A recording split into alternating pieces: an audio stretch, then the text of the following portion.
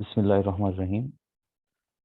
आज का लेक्चर हम स्टार्ट करते हैं आइंस के टॉपिक से। आइंस की प्रॉपर डेफिनेशन है कि any chemical species carrying a charge, this is called आइन। और आइन की टू टाइप्स हैं, केटाइन एंड एनाइन। केटाइन अब बच्चों को भी पता है, मतलब अब दिस वेरी इजी के अब that ion which carry positive charge is called cation. और formation of cation is an endothermic process. It means इस रिएक्शन के दौरान, इस प्रोसेस के दौरान जो है वो हीट एब्जॉर्ब, एनर्जी एब्जॉर्ब होती है। बिकॉज इस प्रोसेस में हम क्या करते हैं कि एक एटम है, उसको केटाइन बना रहे हैं। तो एटम में इलेक्ट्रॉन्स एंड प्रोटॉन्स दोनों इक्वल इन नंबर होते हैं एटम में, इसलिए एटम न्यूट्रल होता है। और जब उसमें से एक इलेक्ट्रॉन रिमूव करवाना होता है, क्योंकि इलेक्ट्रॉन न्यूक्लियस की फोर्स ऑफ अट्रैक्शन के अंडर होता है, शेल्स के अंदर मूव कर रहा होता है। तो उस इलेक्ट्रॉन को एटम से अगर रिमूव करवाना है आपने, तो एनर्जी प्रोवाइड करनी पड़ती है। एनर्जी इलेक्ट्रॉन एब्जॉर्ब करेगा और वो जंप करता हुआ न्यूक्लियस की अट्रैक्शन से बाहर दूर चला जाएगा। सो हम यूं कहेंगे कि इलेक्ट्रॉन एटम से रिमूव हो गया। तो एक इलेक्ट्रॉन के रिमूव होने से एटम पर पॉजिटिव चार्ज आ जाएगा, बिकॉज एक इलेक्ट्रॉन कम हो गया। पहले एटम के केस में प्रोटॉन और न्यूट्रॉन इक्वल थे। अब क्या हुआ, एक प्रोटॉन, एक इलेक्ट्रॉन निकल गया, तो अब प्रोटॉन जो है वो तादाद में इलेक्ट्रॉन से ज्यादा है, इस वजह से वन पॉजिटिव चार्ज आ जाएगा। और अगर किसी एटम से दो इलेक्ट्रॉन रिमूव हो तो टू पॉजिटिव, थ्री हो तो थ्री पॉजिटिव चार्ज होता है। तो इस दौरान एनर्जी की ये वैल्यू है। This value is written in the book of first year. So इन वैल्यूज को रटा आपने लगाना है और अच्छी तरह याद करना है, बिकॉज ये वैल्यूज कॉमन है और ये पूछी भी जा सकती हैं। Similarly anion, anion is an ion that carries negative charge. और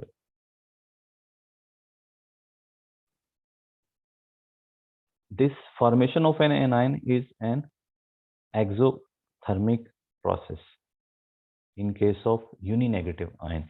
यानी यूनिनेगेटिव आयन से मुराद है जब एक एटम एक इलेक्ट्रॉन को गेन करेगा तो ऊपर एक नेगेटिव चार्ज आएगा। तो ऐसा आयन जिस पर एक नेगेटिव चार्ज हो, दैट इज कॉल्ड यूनिनेगेटिव आयन।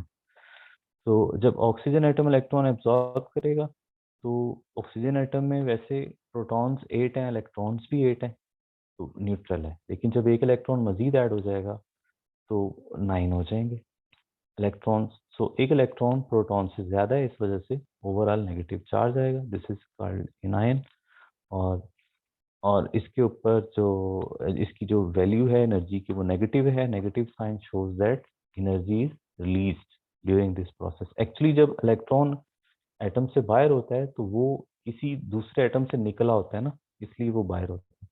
तो दूसरे एटम से, जैसे सोडियम से भी हमने निकाला, तो कैसे निकाला था, एनर्जी देके। और जब वो ऑक्सीजन की एटम में दाखिल होगा तो वो एनर्जी रिलीज करके आएगा। ठीक है, तो इस वजह से नेगेटिव साइन इसके साथ आता है। वैल्यू है 141 किलो जूल पर मोल। आपने शायद कभी गौर किया है कि ये नेम जो है केटाइन और एनाइन, दैट ये वैसे आपके इंटरेस्ट के लिए बता रहा हूँ, इंटरेस्टिंग है। और ऐसा कोई मेरा नहीं ख्याल कि इसका एग्जाम में क्वेश्चन पूछा जाए, but that is just for your interest कि केटाइन के नाम के पीछे कैट, एक्चुअली ये जो वर्ड थोड़ा सा लिखा हुआ है CAT, कैट, ये कैथोड से वर्ड लिया गया है, कैथोड। और ये जो एनाइन से पीछे AN लिखा हुआ है, ये वर्ड लिया गया है एनोड से।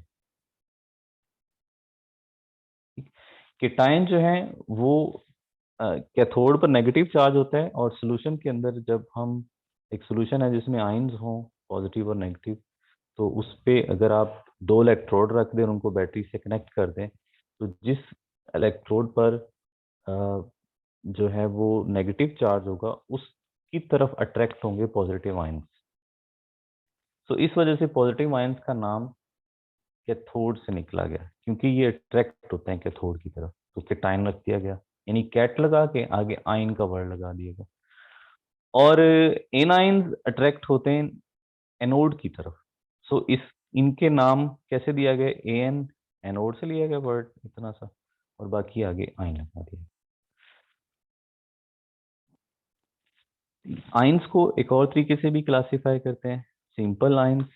सिंपल आयंस में अमूमन एक ही एटम से ही आयन बना होता है, जैसे sodium, potassium ion, calcium ion, magnesium, aluminium.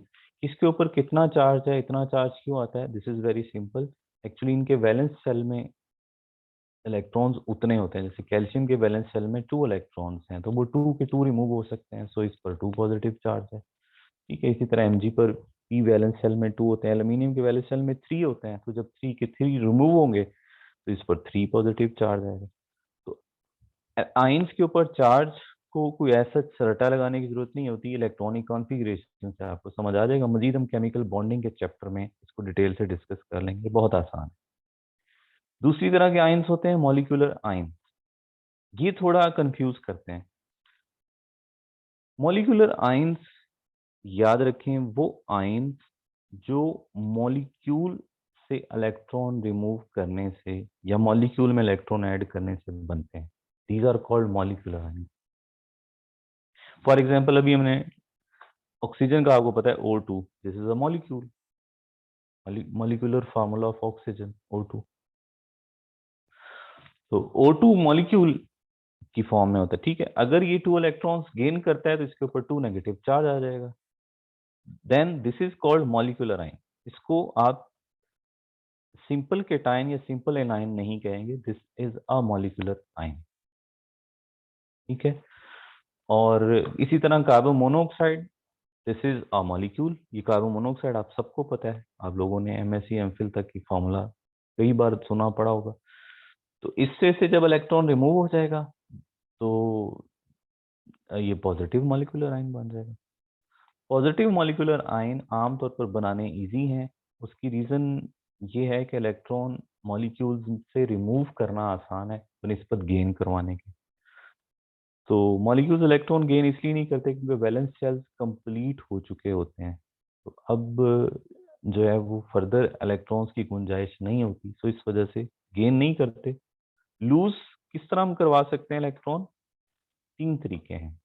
High energy electron beam, एक गैस है सिलेंडर में या डिस्चार्ज ट्यूब में या किसी तरीके में भी उसके मॉलिक्यूल्स पर हाई एनर्जी इलेक्ट्रॉन्स आप बम्बार्ड करें, तो ये इलेक्ट्रॉन्स मॉलिक्यूल के वैलेंस इलेक्ट्रॉन से कोलाइड करेंगे और उसको निकाल देंगे। इसी तरह एक्सरेज, फोटॉन्स हैं एक तरह के, एक्सरेज आप देंगे तो इलेक्ट्रॉन्स निकल सकते हैं एनर्जी एब्जॉर्ब करके। उसके अलावा अल्फा पार्टिकल्स भी मॉलिक्यूल्स के ऊपर बम्बार्डमेंट करके तो उनसे इलेक्ट्रॉन्स निकाल के मॉलिक्यूलर आयन बनाए जा सकते हैं। थर्ड टाइप की डियर स्टूडेंट्स एग्जांपल है ऐसे आयंस जो ग्रुप ऑफ एटम्स पर मुश्तमिल होते हैं और उनके ऊपर कुछ चार्ज भी हो। इन आयंस को आमतौर पर रेडिकल्स भी कहा जाता है, जैसे सल्फेट आयन SO4, ठीक है, 2 नेगेटिव। कार्बोनेट आयन, इसका फॉर्मूला CO3 2 नेगेटिव है। बाइकार्बोनेट आयन का फॉर्मूला HCO3 और ऊपर negative charge, this is bicarbonate ion. What is the difference between these ions, क्या हम इनको मॉलिक्यूलर आयंस नहीं कह सकते? यहाँ पर स्टूडेंट्स डाउट में आ जाते हैं, ये ऐसे लगता है ये भी उसी तरह के हैं और ये भी इस तरह के हैं, लेकिन इनमें मेन डिफरेंस ये है कि जो थर्ड टाइप के आयंस हैं ये आयन किसी मॉलिक्यूल से नहीं बने, यानी SO4 कोई मॉलिक्यूल नहीं है कि SO4 ने 2 इलेक्ट्रॉन गेन नहीं किए हुए, यहाँ पे ऐसा नहीं है। SO4 कोई वजूद है ही नहीं। सल्फर और ऑक्सीजन के 2 कंपाउंड्स हैं SO2 और SO3, SO4 तो है ही नहीं। सो ये चीज पहले मॉलिक्यूल नहीं थी, ठीक है, इस वजह से इसको मॉलिक्यूलर आयन नहीं कह सकते। मॉलिक्यूलर आयन सिर्फ उसी को कहेंगे जो पहले मॉलिक्यूल था उसमें से इलेक्ट्रॉन निकला या उसमें इलेक्ट्रॉन ऐड हुआ, तो वो जो आयन बनेगा दैट इज मॉलिक्यूलर आयन। ठीक है। इसी तरह बच्चों बाइकार्बोनेट में ये चीज HCO3 कोई पहले से मॉलिक्यूल नहीं है कि उसने एक इलेक्ट्रॉन गेन किया और उसके ऊपर नेगेटिव चार्ज, ऐसा नहीं है। HCO3 कोई मॉलिक्यूल नहीं है, ऐसा कोई मॉलिक्यूल एग्जिस्ट ही नहीं करता। तो ये आइंस रेडिकल्स कहला सकते हैं, और ये आइंस ऐसे ही नेचुरली पाए जाते हैं, ये किसी मॉलिक्यूल से नहीं बनते।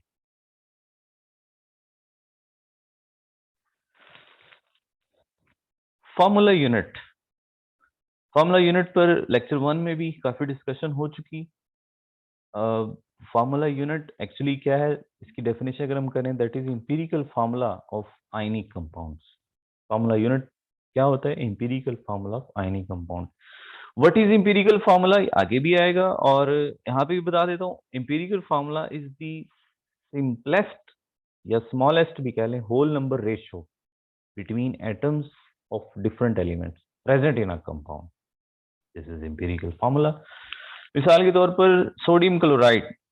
डियर स्टूडेंट्स, सोडियम क्लोराइड की क्रिस्टल जो है उसका एक पीस या उसका एक जो जो एक ग्रैनुल है, उसका जो एक दाना है, हम आम यूज भी करते हैं नमक का, सोडियम क्लोराइड का। तो उस एक दाने में जितने सोडियम आयंस होंगे उतने ही क्लोराइड आयंस होंगे। यानी अगर उसमें अगर 1,00,000 सोडियम आयन है तो 1,00,000 ही क्लोराइड आयन होंगे। तो दोनों में रेशो कितनी हुई? 1,00,000 1,00,000। तो उसको स्मॉलेस्ट करें, काटें, तो आंसर कितना आएगा? 1:1। तो इसलिए इसका फॉर्मूला क्या इंडिकेट कर रहा है? सोडियम भी 1 है, क्लोराइड भी 1 है, तो 1:1। ठीक है। तो दिस इज NaCl, इसको कहेंगे हम formula unit of sodium chloride. ठीक है। और इसी तरह सोडियम सल्फेट, इसमें दो तरह के आयंस हैं, सोडियम आयंस हैं 2 है, और सल्फेट आयन 1 है।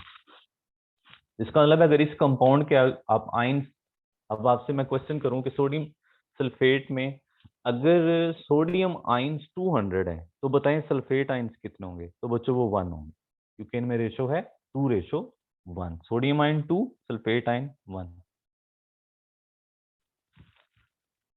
So this is a picture to differentiate between formula units and molecules. इसमें जस्ट डायग्राम को आप देख लें, जो वर्डिंग है वो भी देख सकते हैं, और डायग्राम्स को आप देख लें। तो वाटर के केस में अगर आप वाटर का एक ड्रॉप आपके पास है, तो उस वाटर के ड्रॉप में इस तरह मॉलिक्यूल्स होंगे।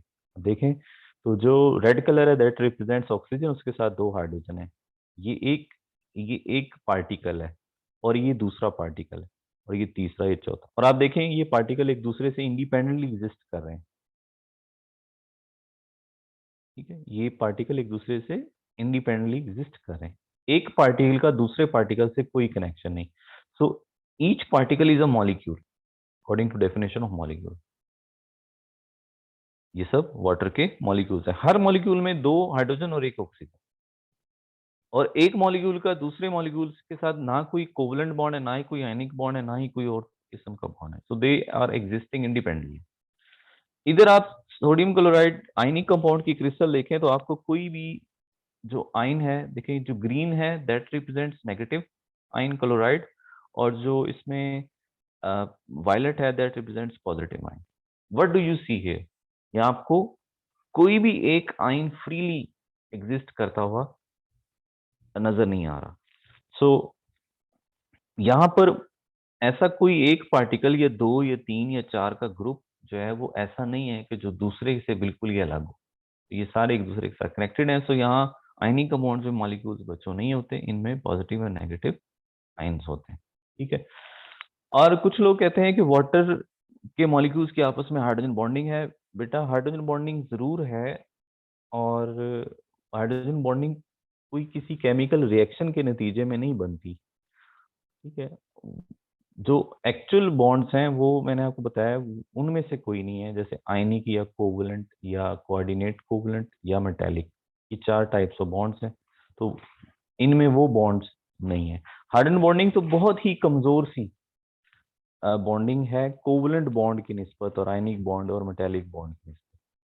सो उसको हम एज सच बॉन्डिंग वर्ड उसके साथ लिख देते हैं, लेकिन that is not a bond.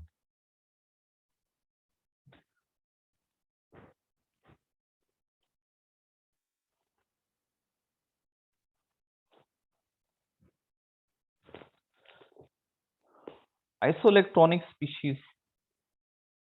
What are these species? ऐसे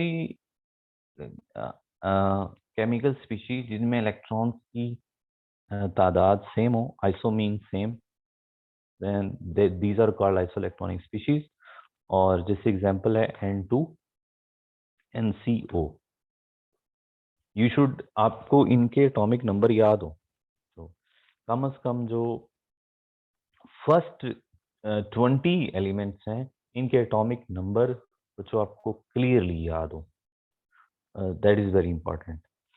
तो नाइट्रोजन में आप देखें तो एक नाइट्रोजन एटॉमिक नंबर 7 है, तो इट मींस के प्रोटॉन 7 है और इलेक्ट्रॉन्स भी 7 है. तो ये 2 n है, तो टोटल 14 इलेक्ट्रॉन्स. और कार्बन मोनोऑक्साइड में कार्बन में 6 इलेक्ट्रॉन्स, ऑक्सीजन में 8, टोटल 14 इलेक्ट्रॉन्स. तो इस वजह से these are called isoelectronic species. अब जरूरी नहीं कि आपको पेपर में ये क्वेश्चन है, पेपर में कोई और दे सकता है. ठीक है, आपने इस चीज को नहीं रट्टा लगाना, आपको इस चीज की अंडरस्टैंडिंग आनी चाहिए. इस चीज की अंडरस्टैंडिंग हो ये होता क्या, और फिर इसको अप्लाई करना आता हो. That is important. जहां पर रटा है वहां पर लगाएं, लेकिन ज्यादातर चीजें अप्लाइड किस्म की हैं, उनको आप अप्लाई करना भी आपको आना चाहिए. Next topic is isotopes. Isotopes एक आइसोटॉप्स की डेफिनेशन मैंने नहीं लिखी, that is very basic, I hope आप सबको पता होगी. तो मैं रिपीट कर देता हूँ. Atoms of same element, atoms of same element having same electrons, same protons, but different neutrons. या दूसरी सेंस में कह लें same atomic number but different mass number.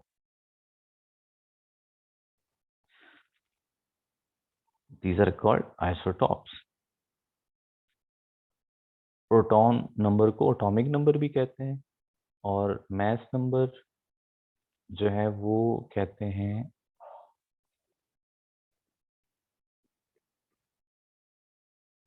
Protons plus neutrons को, जो एक एटम में होते हैं. That is mass number. So isotopes can be defined in two ways.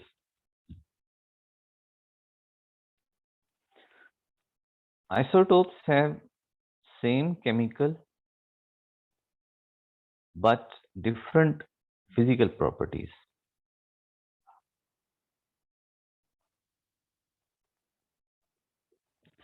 Why? Because chemical properties depend upon electronic configuration या number of electrons. क्योंकि isotopes में क्योंकि isotopes atoms हैं, atom neutral होता है, तो इनमें सेम प्रोटॉन्स हैं, इसका मतलब है इनमें सेम इलेक्ट्रॉन्स होते हैं, एक जितने इलेक्ट्रॉन्स होते हैं. जैसे हाइड्रोजन की 3 आइसोटोप्स हैं, आप सबको पता है, प्रोटियम, ड्यूटियम और ट्रिटियम. तो इन तीनों में एक एक इलेक्ट्रॉन ही होता है.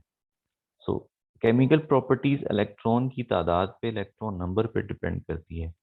तो अगर इलेक्ट्रॉन सेम है तो इसका मतलब है केमिकल प्रॉपर्टीज सेम है. फिजिकल प्रॉपर्टीज डिपेंड करती हैं मास पे, क्योंकि प्रोटियम का मास नंबर 1, ड्यूटियम का 2, ट्रिटियम का 3.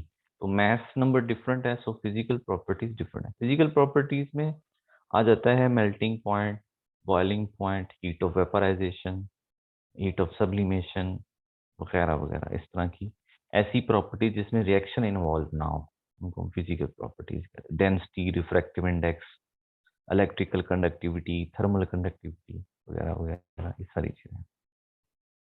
This phenomena was discovered by Soddy, और उसने ये नाम कैसे तजवीज़ किया? जो आइसो मीन्स सेम और topos mean place, because periodic table में प्रोटियम की लहदा, ड्यूटियम की लहदा, ट्रिटियम की लहदा जगह नहीं है, सबकी पोजीशन एक ही है, हाइड्रोजन. ठीक है, एच लिखा होता है, तो एच तीनों को रिप्रेजेंट करता है. तो इस वजह से इनको आइसोटॉप्स कहा जा सकता है. ये वो बच्चे जो फिजिकल केमिस्ट्री से रिलेटेड हैं, आपकी जिसकी भी स्पेशलाइजेशन है, फिजिकल और इनऑर्गेनिक भी इस सेंस में आ जाएगी, उनसे इस तरह के क्वेश्चंस इंटरव्यू में पूछे जा सकते हैं कि what are iso why.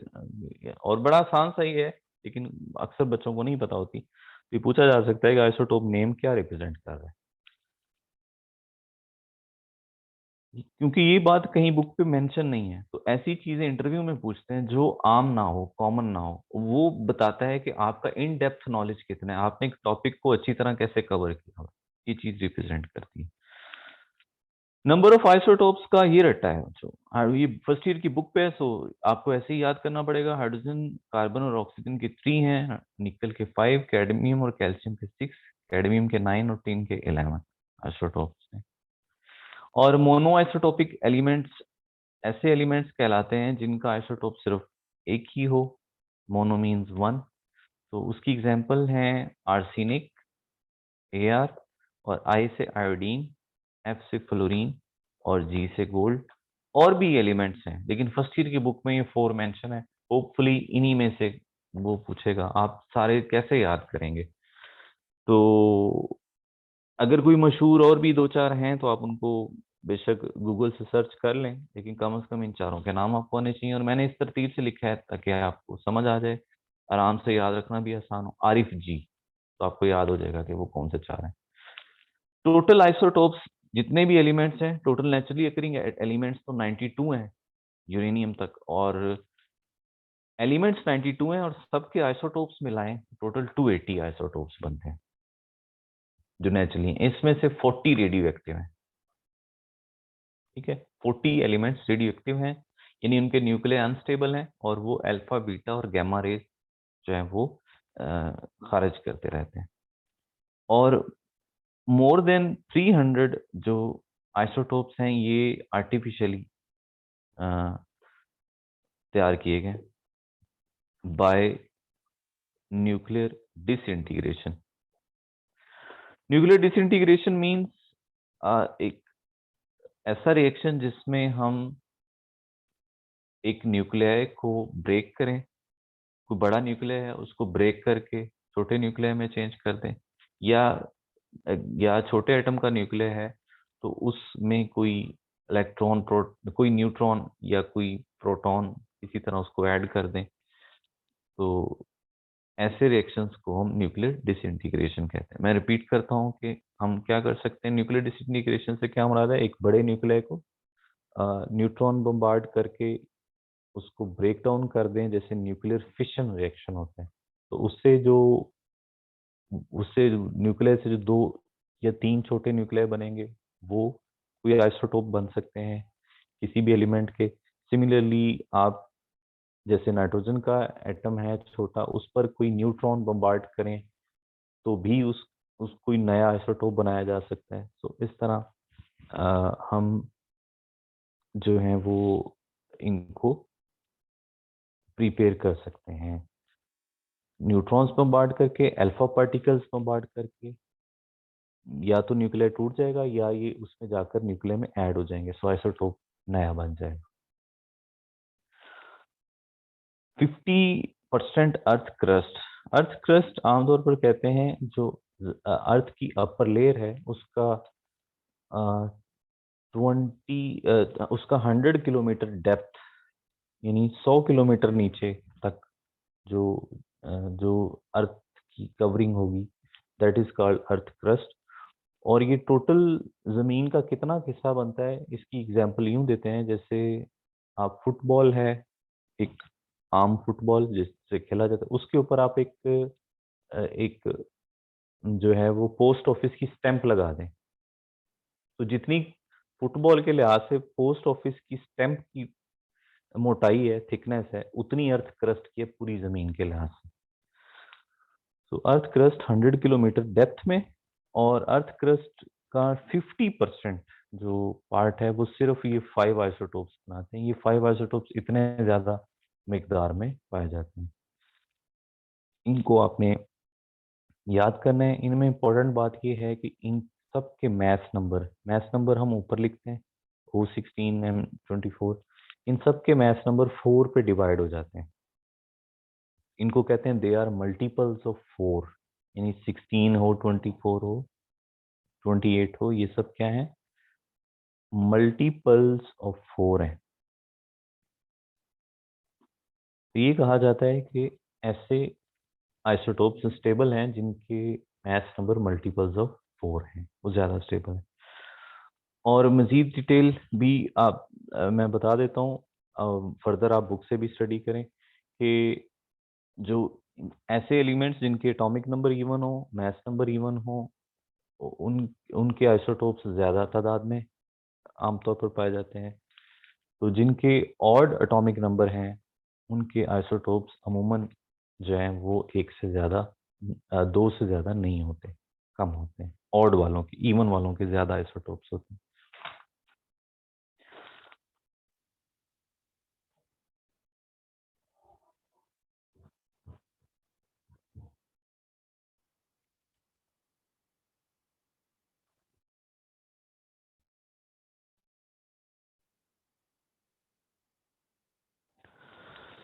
Relative atomic mass,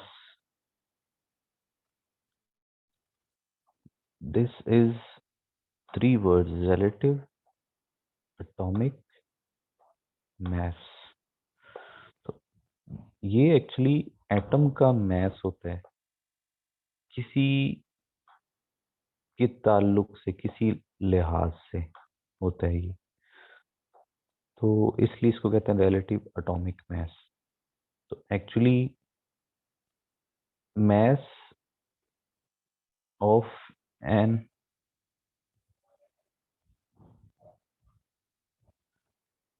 what is this mass of an atom of an element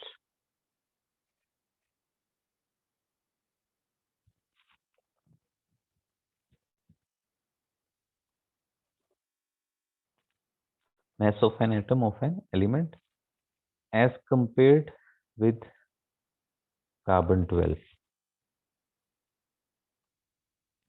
यानी relative atomic mass of जो है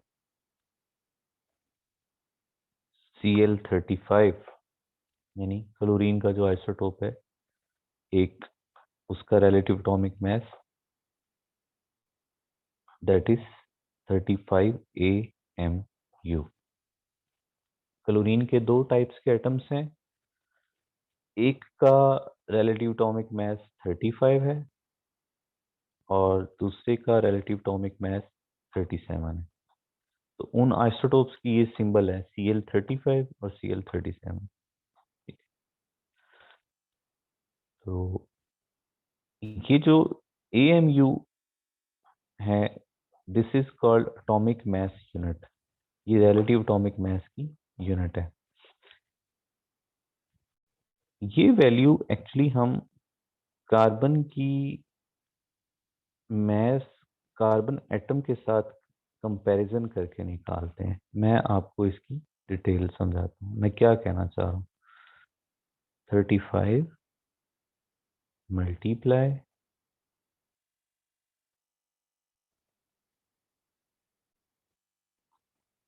10 रेज पावर -24 ग्राम।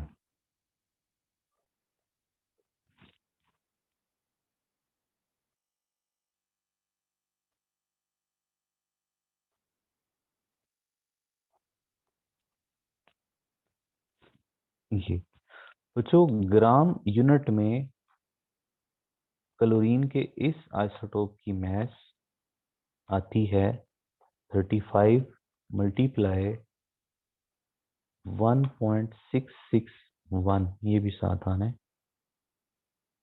इसको हम यहाँ लिख लेते हैं। मल्टीप्लाई 35 मल्टीप्लाई 1.661 10⁻⁻24 ग्राम। ये आप कैलकुलेटर पे इसको मल्टीप्लाई करके देखें, जो आंसर आता है वो क्लोरीन एटम का मास है ग्राम में। ठीक है, ये कोई 45 कुछ आंसर आएगा, मल्टीप्लाई 10⁻⁻4 ग्राम में आ जाएगा। दिस इज, ये आ जाएगा ग्राम में। तो इन दोनों को मल्टीप्लाई करें, मैं ऐसे सपोज कह रहा हूँ, आप करके देख लेना। तो मैं कह रहा हूँ कि 45 आ गया, और आगे ये चीज है 10 रेज़ पावर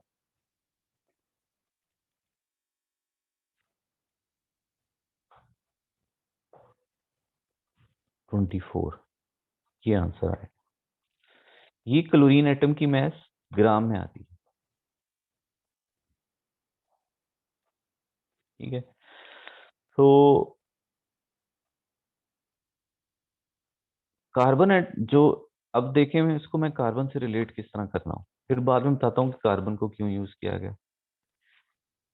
कार्बन जो एटम है उसकी मास आती है, जो एटॉमिक मास है वो जितनी भी हो वो ग्राम में, उसको डिवाइड करते हैं इस वैल्यू पे, तो आंसर आता है 12। मैं आपको जरा दोबारा लिख देता हूँ। कार्बन की जो मास है वो कितनी आती है, मैं ज़रा मोबाइल पे कैलकुलेट करके आपको बताता हूँ कि वैल्यू कितनी आती है। 1.661 मल्टीप्लाई, दैट इज 12, 19.932, 19.932, और आगे ये आ जाता है, this is the atomic mass of carbon in gram. आप थोड़े हैरान हो रहे होंगे कि ये पता नहीं सर क्या बोल रहे हैं, लेकिन आपको जब ये क्लियर हो जाएगा तो फिर आपको बड़ा मजा आएगा, इंटरेस्टिंग लगेगा। तो जो ग्राम में कार्बन एटम की ये वैल्यू है, इसको जब डिवाइड करते हैं 1.661 10 रेज़ पावर -24 पे, इस पे डिवाइड करें, ये मैंने इसके नीचे लिख दिया, तो आंसर हमारे पास आएगा इसका, दैट इज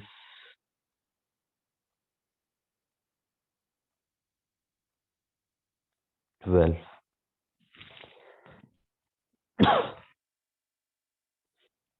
ठीक है।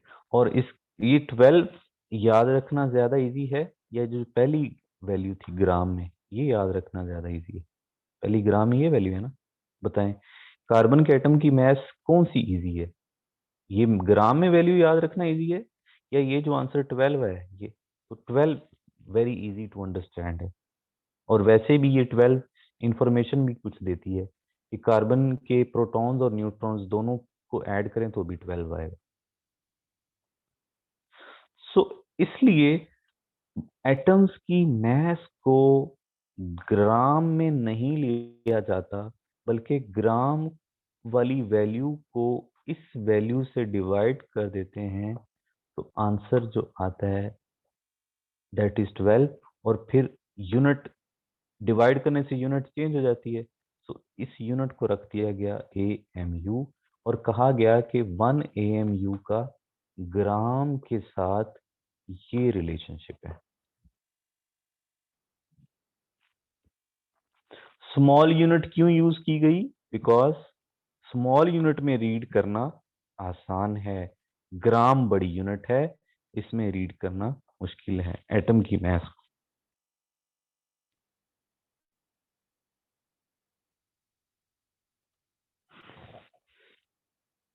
ये जो वैल्यू है 19.932 और 10 इज पावर -24 वाली वैल्यू, दिस वैल्यू इसकी कार्बन की एटॉमिक मास है ग्राम में,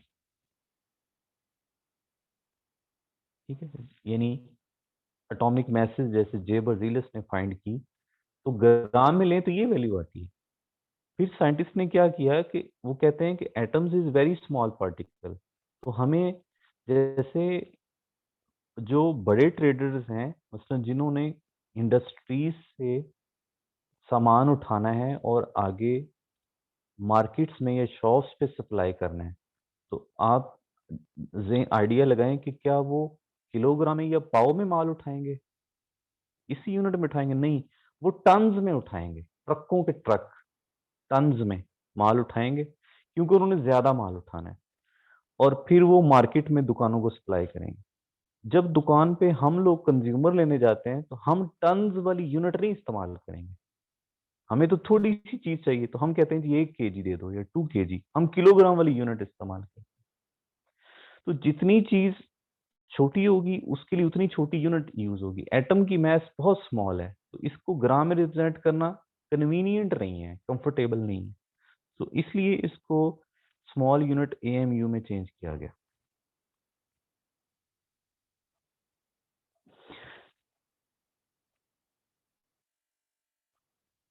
ठीक है, एएमयू में चेंज करने के लिए ये वैल्यू ली गई और कहा गया कि 1 AMU का इससे ये रिलेशनशिप है। तो इससे आपको, और कार्बन को ही अब क्यों लिया जाता है बतौर स्टैंडर्ड, और ये मैसेज फाइंड किस तरह किए जाते हैं? एक्चुअली ये मैसेज मैस स्पेक्ट्रोमीटर से फाइंड किए जाते हैं जो एएमयू में आते हैं। मैस स्पेक्ट्रोमीटर में हम सेटिंग इस तरह करते हैं कि जो कार्बन है उसकी पीक 12 पे आए, तो फिर बाकी जितने भी एटम्स हैं उसकी पीक कार्बन के लिहाज से आती है। जैसे जो क्लोरीन है इसकी पीक Cl35 की फिर 35 पे आएगी। तो इसलिए हम कहते हैं कि हम कार्बन के साथ कंपैरिजन करके ये मैसेज फाइंड करते हैं, इसलिए इस मैथ का के पीछे रिलेटिव लिखा होता है। ये कार्बन से कंपेयर करके फाइंड की जाती है। और मैस स्पेक्ट्रोमीटर में पहले कार्बन का लिया जाता है मैस स्पेक्ट्रोमीटर, और इस तरह सेट किया जाता है कि कार्बन की पीक, उसका एक्स एक्सिस इस तरह सेट करते हैं कि पीक 12 पे है, फिर बाकी एटम्स का मैस स्पेक्ट्रोमीटर, वो जब हम मैस स्पेक्ट्रोमेट्री पढ़ेंगे तो मैं मजीद आपको वहाँ डिटेल से समझा दूंगा। सो और कार्बन को ही क्यों लेते हैं? बिकॉज कार्बन बहुत ज़्यादा जो कंपाउंड्स हैं वो कार्बन के हैं। ऑर्गेनिक केमिस्ट्री में ऐसा कोई कंपाउंड नहीं जिसमें कार्बन ना हो, इनऑर्गेनिक में भी बहुत सारे। सो कार्बन वाइड वैरायटी में पाया जाता है, बहुत सारे कंपाउंड इसी से बनते हैं, सो इसी को एज स्टैंडर्ड ले लिया गया।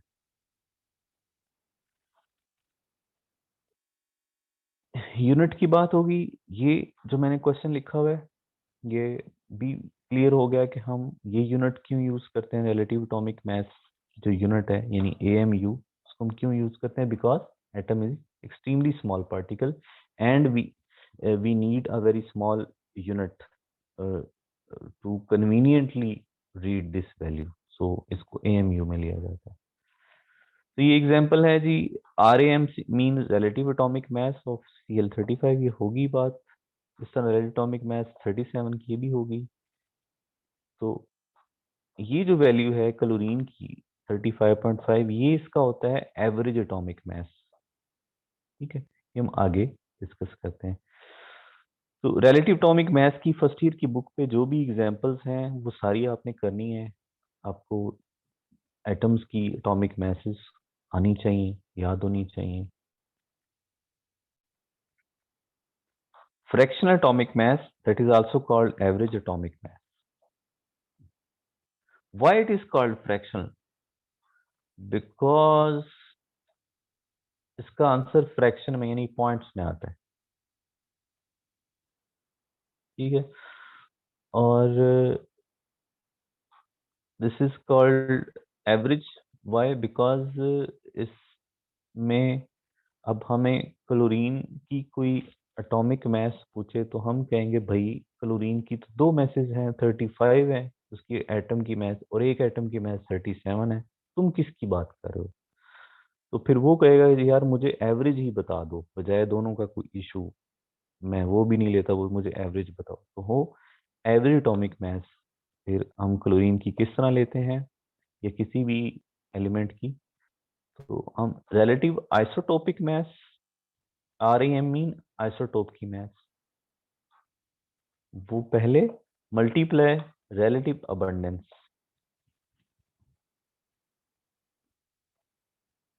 ठीक, और रिलेटिव अबंडेंस की डेफिनेशन पहले शायद मेरे माइंड से निकल गई।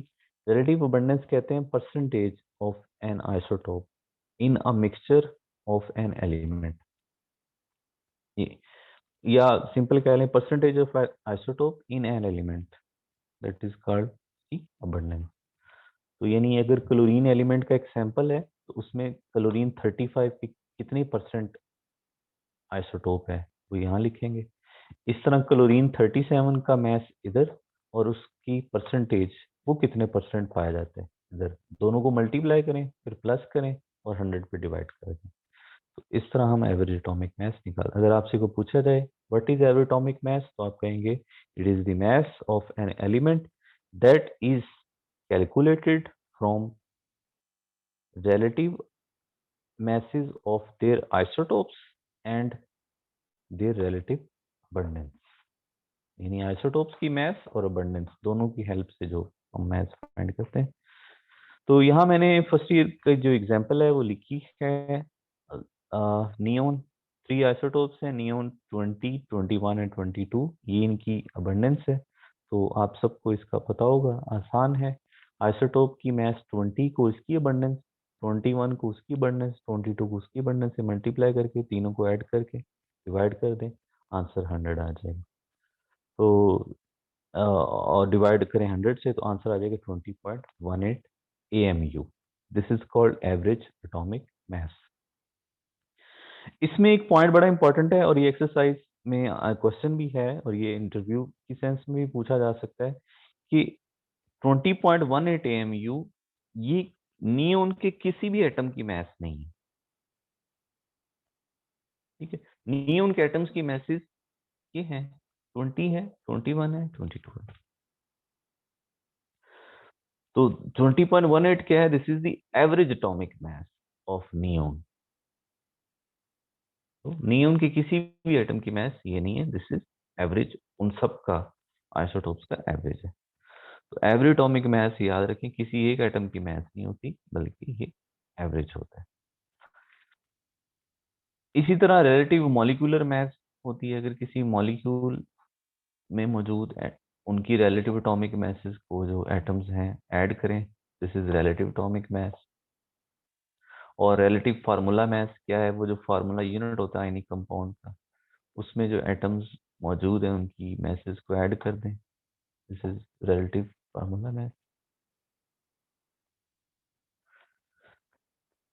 तो this was our today's lecture. Thank you बच्चों आप लोगों का।